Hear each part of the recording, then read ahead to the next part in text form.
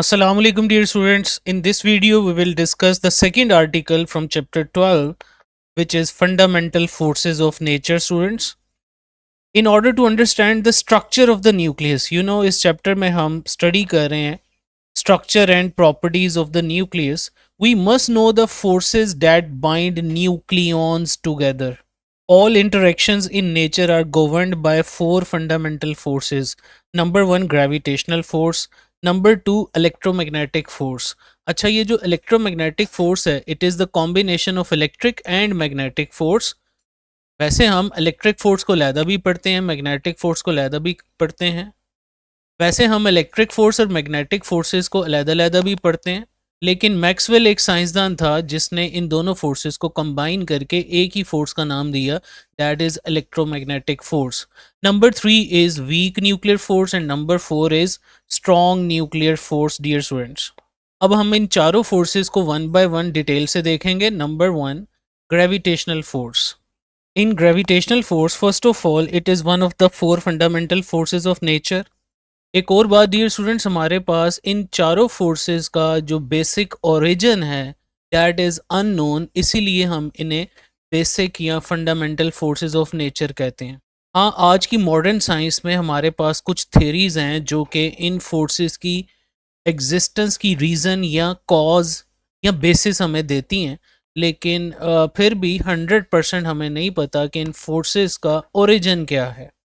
Next, अब हम इन चारों फोर्सेस को वन बाय वन डिटेल से देखेंगे. Number 1, gravitational force. It is one of the four fundamental forces of nature. It is the weakest of all four forces. It is a long range attractive force between massive objects, dear students. It arises due to gravitational interaction between masses. And in order to calculate this force, we use Newton's law of gravity, जिसके मुताबिक the gravitational force between two bodies is directly proportional to the product of their masses. यानी this force is directly proportional to the product of masses of two bodies and inversely proportional to the square of distance between them students. और यहाँ पे जो हम constant of proportionality put करते हैं that is universal constant, universal gravitational constant, capital G. So this is actually law of gravitation by which we can quantify the magnitude of gravitational force between two masses. It is important or significant for large objects like sun, planets, stars and galaxies. यानी हमारी universe में sky पे जब आप देखते हैं different stars, galaxies जो आपको नज़र आ रहे हैं, that is just because of gravitational force students. At the atomic level, the gravitational force is negligibly weak. यानी अटोमिक लेवल पे अगर आप माइक्रो पार्टिकल्स पे ग्रेविटी का इफेक्ट देखोगे तो वो ना होने के बराबर होगा. हाँ, अगर आपके पास बहुत बड़े मैसिव ऑब्जेक्ट्स हैं लाइक प्लैनेट्स, स्टार्स, तो इनकी जो ग्रेविटी है ये इतनी ज़्यादा होती है कि इस ग्रेविटी की वजह से ही ये स्पेस के अंदर मूव कर रहे हैं students. Next is now electromagnetic force. It is responsible for two type of interactions. Number 1, electric field interactions, and number 2, students, magnetic field interactions. Actually, according to Maxwell equations, electric field को change करने पर magnetic field पैदा होता है और magnetic field को change करने पर इलेक्ट्रिक फील्ड पैदा होता है. तो अगर हमारे पास कोई सोर्स हो जो इन दोनों फील्ड्स में से किसी एक फील्ड को टाइम के लिहाज से चेंज करता रहे, तो एक फील्ड का चेंज दूसरे फील्ड को प्रोड्यूस करेगा और एज अ रिजल्ट हमारे पास सेल्फ प्रोपगेटिंग इलेक्ट्रोमैग्नेटिक वेव्स पैदा होंगी. Like gravity, it also follows the inverse square law. Students, आपको पता है कूलम्स लॉ हमने दो चार्जेस के दरमियान इलेक्ट्रोस्टैटिक फोर्स ऑफ अट्रैक्शन या रिपल्जन के लिए पढ़ा था, जिसका फार्मूला ये था Q1 Q2 over R square. So we can say that the magnitude of force between two charges is also directly proportional to the product of magnitude of charges and inversely proportional to square of distance between them. जब किसी force का distance के square के साथ inverse relation हो, इसी को हम इन्वर्स स्क्वायर लॉ कहते हैं. It is much stronger than gravitational force. अगर आप कैपिटल G की बात करो जो कि ग्रेविटेशनल फोर्स को क्वांटिफाई करने में इस्तेमाल होता है, that has very small value 6.67 into 10 power minus 11 newton metre square पर kg स्क्वायर. लेकिन स्टूडेंट्स यही इलेक्ट्रिक फोर्स अगर आप देखें तो इसमें ये जो कूलम्स कांस्टेंट है, जो कि दो चार्जेस के दरमियान इलेक्ट्रिक फोर्स को क्वांटिफाई करता है, इसकी वैल्यू बहुत ज़्यादा होती है, 9 × 10⁻⁹ न्यूटन मीटर स्क्वायर पर कूलम स्क्वायर। इस बेसिस पे मैं ये कह सकता हूँ कि electric force as compare to gravitational force much much stronger force होती है students. Next, it governs many phenomena such as atomic structure. आपको पता है किसी भी एटम का जो स्ट्रक्चर है वो बेसिक स्ट्रक्चर क्या है, सेंटर में न्यूक्लियस होता है पॉजिटिवली चार्ज और बाहर ऑर्बिटिंग नेगेटिव इलेक्ट्रॉन्स होते हैं, और इन positively charged protons in the nucleus और बाहर वाले ऑर्बिटिंग इलेक्ट्रॉन्स के दरमियान जो अट्रैक्शन होती है, इसी वजह से एटम का स्ट्रक्चर बनता है। फिर केमिकल बॉन्डिंग में भी स्टूडेंट्स आप जानते हैं, आपने आयनिक बॉन्ड पढ़ा, आपने कोवलेंट बॉन्ड पढ़ा, इसमें भी क्या होता है, इन बॉन्ड फॉर्मेशन में भी इलेक्ट्रॉन एक एटम दे देता है और दूसरा कबूल कर लेता है, यहाँ इलेक्ट्रॉन्स की म्यूचुअल शेयरिंग हो जाती है। इसका मतलब दुनिया में जितना भी मैटर एग्जिस्ट कर रहा है वो केमिकल बॉन्डिंग से एग्जिस्ट कर रहा है, और उन केमिकल बॉन्डिंग की बुनियाद क्या है, इलेक्ट्रोमैग्नेटिक फोर्स। इसी तरह इसके अंदर इलेक्ट्रिसिटी आ जाएगी, मैग्नेटिज्म आ जाएगा एंड प्रोपगेशन ऑफ लाइट आ जाएगा। जैसा कि मैंने अभी ऊपर बताया कि अगर हमारे पास एक सोर्स हो जो इलेक्ट्रिक फील्ड या मैग्नेटिक फील्ड में से किसी एक को वक्त के साथ मुसलसल चेंज करता जाए, तो एज ए रिजल्ट हमारे पास एक सेल्फ प्रोपगेटिंग फील्ड पैदा होगा जिसको इलेक्ट्रोमैग्नेटिक फील्ड या इलेक्ट्रोमैग्नेटिक वेव्स कहते हैं, और इसी चीज़ को हम लाइट कहते हैं students. Light is actually electromagnetic wave. और नेक्स्ट बात ये मैं आपको पहले भी बता चुका हूँ, James Clerk Maxwell formulated 4 fundamental equations called Maxwell equations. ये equations actually whole electromagnetic phenomena को 4 इक्वेशंस की फॉर्म में एक्सप्लेन करती हैं students. These equations unified electricity and magnetism into electromagnetism. यानी इन इक्वेशन से पहले इलेक्ट्रिक फोर्स अलहदा डील होती थी, मैग्नेटिक फोर्स अलहदा डील होती थी, लेकिन मैक्सवेल ने आके कहा ये एक ही फोर्स की दो शक्लें हैं, तो फिर हमने इन दोनों फोर्सेस को नाम दे दिया electromagnetic force. They show that electric and magnetic fields are not separate forces but two aspects of one electromagnetic force. Next अब हम जा रहे हैं जी न्यूक्लियर फोर्सेस की तरफ, जो कि न्यूक्लियस को बाइंड करके रखती हैं। Among the 4 forces, nuclear forces are the strongest attractive forces. Electromagnetism explains how matter is held together, but now how the nucleus remains stable, this is explained in terms of nuclear forces.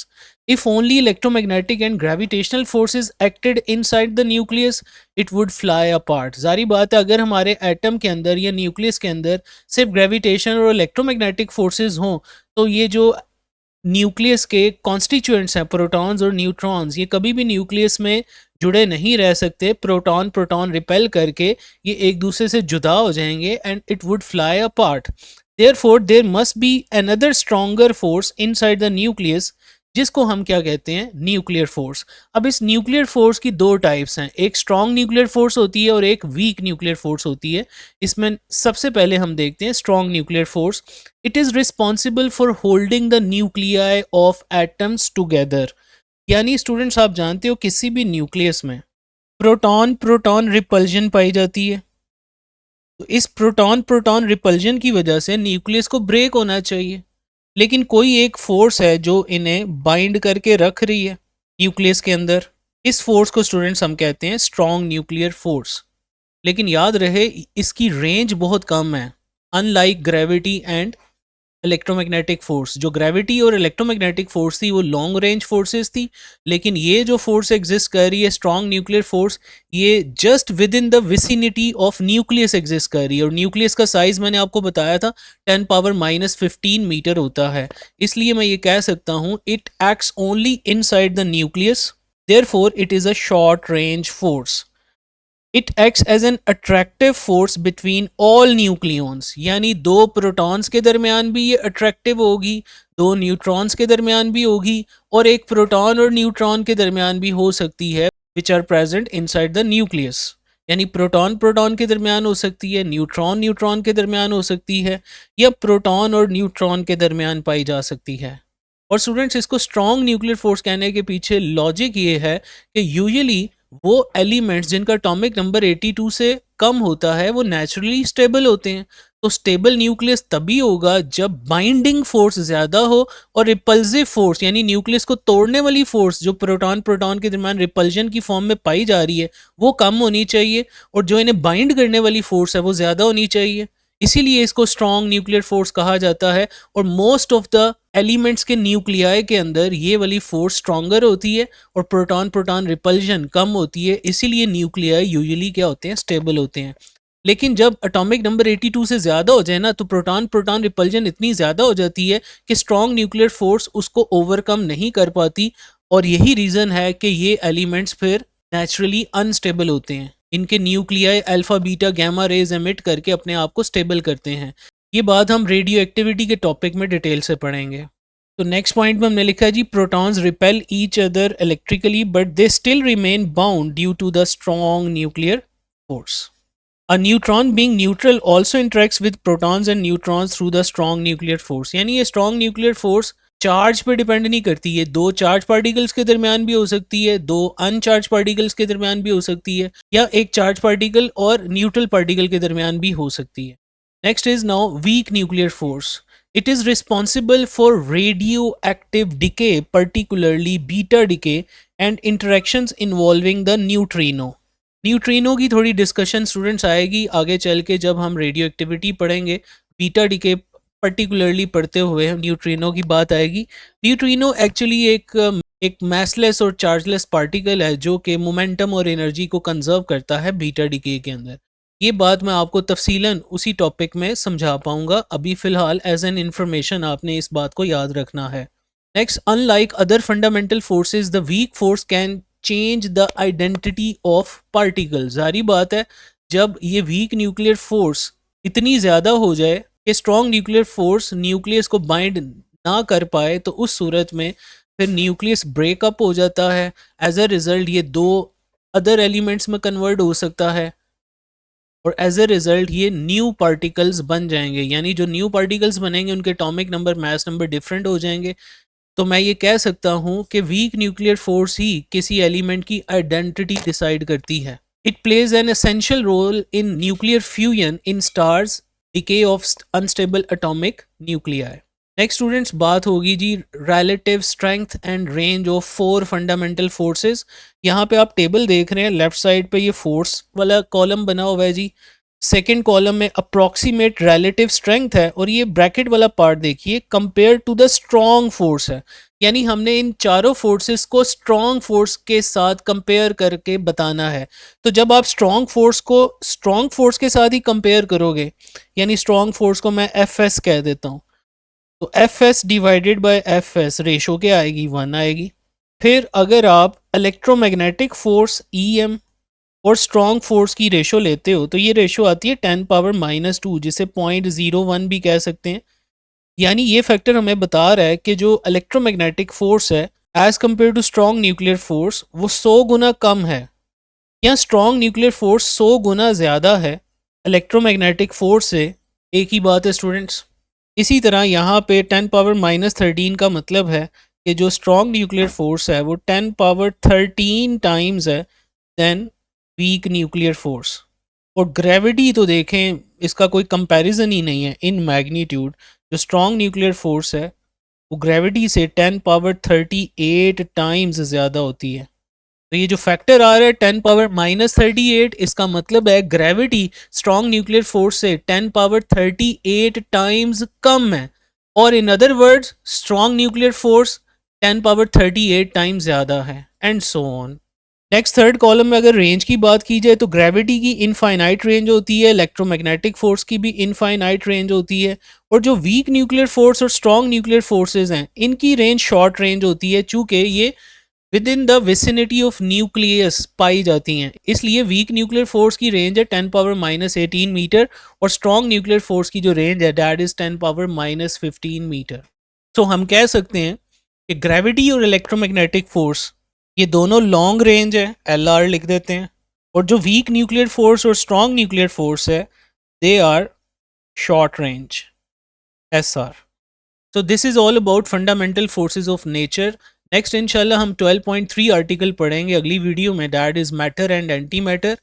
अगर यहाँ तक ये video पसंद आई है तो इसको like करें, share करें। And if you are new to this channel, kindly subscribe to this channel. Thank you. Allah Hafiz.